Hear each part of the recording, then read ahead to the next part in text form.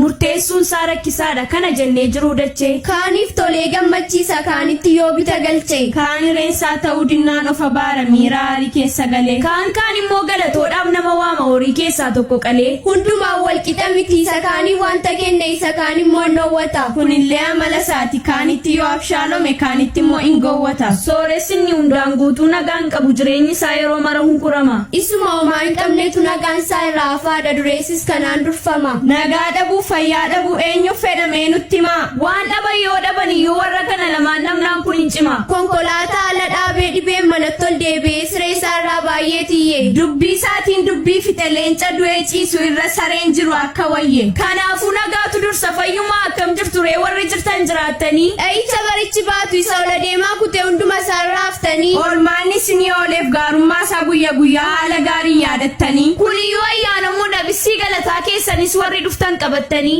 ammayyuu kunnaamsa keenya wanta inni isiniif godhe yaadadhaa qabbaneeffadhaa adaraa firoota keenyaa maqaa waaqayyoo keessanii dhaadadhaa galateeffadhaa nutis kunoo akkasuma har'a mata duree biraa tokkoyyuu qabanneen dhufne isaafoo kun galatuma jechoota toora galchinee walaloodhaa waaqeffannatti fufnee eegamnee irratti kasaatiin bowwaa baay'ee tarkaanfannee har'a geenye jiraanneerra akka isaatiif inni hamaa yoo adamsees nu dandeenye kan ija keenyaan arginee gurra keenyaanis dhageenye kan nu beennu baay'ee isaanii akka keenya har'a geenye baay'ee dhaabboonni erginfanne carraa isaaniitiif gaddine nuti garuu hin miidhamne salphifamuun nun argine akka isaan gargaaramne har'a ga'uun ragaa keenya booris isuma manannee lafa nuuf yaadame hin geenya innumti qaba jedhamee xiqqoo maqaan dubbatamu har'a ga'uun itti ulfaate oolchaan keenya waaqayyoodha kunoo saba dhuunfaa isaatii akkasittiin nu oolfate baay'een keenya abdii kunne haallis nurkatti wallee waaqayyoon iyyuu hin daganneem akka abbaa keenya ta'e garuu inni nu hin daganne akkuma gaarummaa isaatti gaarummaa nutti agarsiise kan akka isaa hin arganne namummaa keenya nuuf ibsee lafa dhi'ee bariisise maal taana jettanii yaadduu akkuma hojii keenyaatti utuu gargaaramne ta'e hundumaan kan badee badu gonkumaayyuu hin argamne kan ofii isaatiin har'a ga'e beektu sinis baay'een keenya gocha gaarii tokko goonee fuula isaa duraan qabnu afaaniin gaarii fakkaanna malee yaada garaa keenyaatiin yeroo hundaati kan dabnu dhugaadha baay'ee keenyatu soba dhugaa fakkeessuudhaan abbaa dhugaa yakkaa oolla waan jenne saallee kaaduudhaan waanuma sirrii miccirree nama nagaa lollee goolla meeshaadhaan yoo ta'u baates nama baay'eetu miidhame harka keenya irratti du'e baay'ee sarrabaan cabsinee gufuu kaayyoo isaa itti taanee abbiin isaa nurkatti bu'e hojii malaammaltummaa miiltoo goonee michoonfannee dabuun akka gaariin taane utuu beeknu itti oblaannee